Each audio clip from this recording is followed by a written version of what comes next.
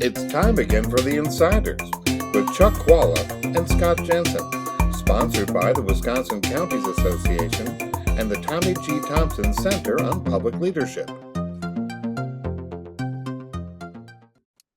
Hi, I'm Scott Jensen, former Assembly Speaker. And I'm Chuck Chvala, former Senate Majority Leader.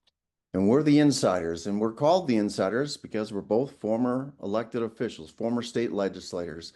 And I think all of us were shaken recently with the assassination and the political shootings in Minnesota, a state much like Wisconsin, a state that we see as a good neighbor.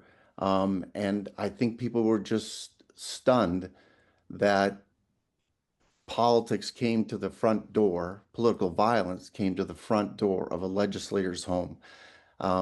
You know, you and I have both had situations where people have been threatened us. Maybe once a month, you get a letter at the office that was threatening or something, or once a year.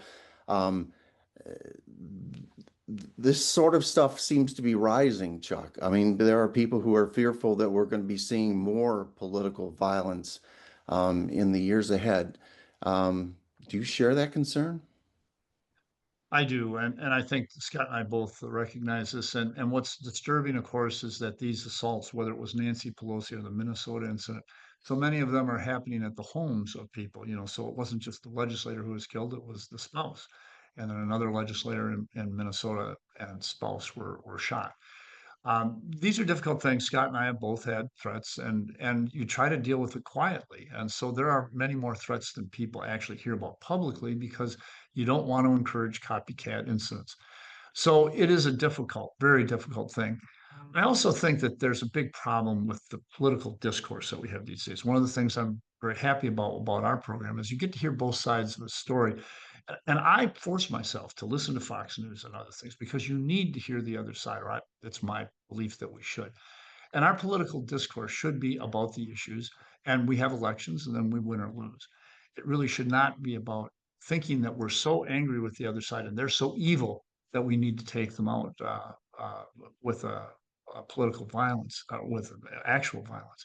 So this is a very difficult topic. And I can say, you know, Scott and I both talked to legislators, and I know that it is different now than it has been.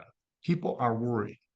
They will not say that, but think about this. If we have a situation where families are unwilling to let one of the parents go to the legislature because they're worried about their family, and I can see young children in a family, of course. Someone says, honey, you know, don't do this now. Let's wait till the kids are older. I stopped deer hunting for a while because my wife did not want me to do that while my children were young. And although I thought that was an extreme, I said, you know, hey, why would I put my family at risk? Okay, if she feels strongly, I feel strongly. Problem that we have, here's where I'll put my finger on it, and I'll be interested in Scott's reaction. I think that the problem that we have politically is we know negative ads work. Sadly, it seems that fear is stronger than hope. It seems that hate is stronger than love. That's not where we want to be. That is only exacerbated by the social media. Mm-hmm. People will do things on social media and say things you would never say to somebody else's face, not your worst enemy. And I don't know how we do it, but can we all take a step back and say, hey, don't do anything on social media that you wouldn't be willing to say to someone else's face. And it's not just this. I mean, even our TV stations and everything, they're driving us to believe that the other side is somehow evil. They're not. That's why I make it a policy of my policy. I make sure that each week I listen, at least for a little while, to Fox News, because you need to hear the other side. So listen to the other side. But even if you don't want to listen to the other side, don't get into the social media thing. Never say something on social media that you wouldn't say to someone. I think you're right, talking about the social media problem here. People seem to think that it's like anonymous, and it's not. Your name's right on it. But people say things that, you know, they get to work the next day and people are horrified. They get fired for some of the things that they say. They regularly call for someone to be killed. I mean, the 8647 thing with regarding President Trump, 2 assassination attempts, and you have you have respectable people walking around with T-shirts that say 8647, like shoot him again. I mean, women in public office get the worst of this because people threaten sexual violence against female elected officials. We have lost something here. We've lost the ties that bind, that keep us sort of in the right sphere of social interaction. Some people now feel very comfortable stepping outside of those bounds.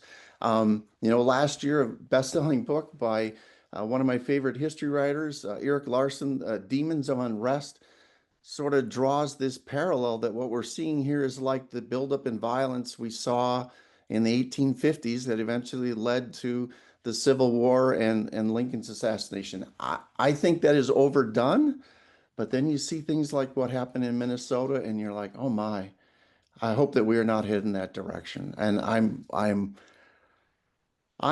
praying that we make a course correction here, that people realize what is out of bounds, and that no state legislator, no matter what vote they might have cast, deserves to have their life taken for that vote. That's just outside the bounds.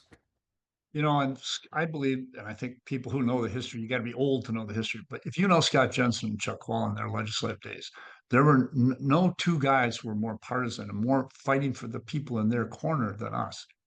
And yet we see this as terribly, terribly wrong. And I think that that's true for most people out there. But can we find a way to take a step back? And I think it starts with conversations like this. You have to have them individually. I'm encouraging Democrats that I know to talk with from their point of view, the most ugly and awful Republican on the other side, because I think it's a lot harder to talk to someone face to face and then have these terrible things said on social media. And at least it has to start with the legislators and governor and other people like that. By the way, one thing I should say here, and I've said it before on this program, Tony Evers is one of the nicest human beings who has ever, maybe the nicest person who's ever served as governor. And and yet he's gets a lot of vitriol thrown at him. But it's true on the Republican and the Democratic side. Let's not say that this is one way or the other, but let's try to take a step back. And I think that anything we can do to encourage that is good. Although I think it's going to take a lot more than this program. Yeah. We'll see you next time. You've been listening to The Insider with Chuck Chvala and Scott Jensen, sponsored by the Wisconsin Counties Association and the Tommy G. Thompson Center on Public Leadership.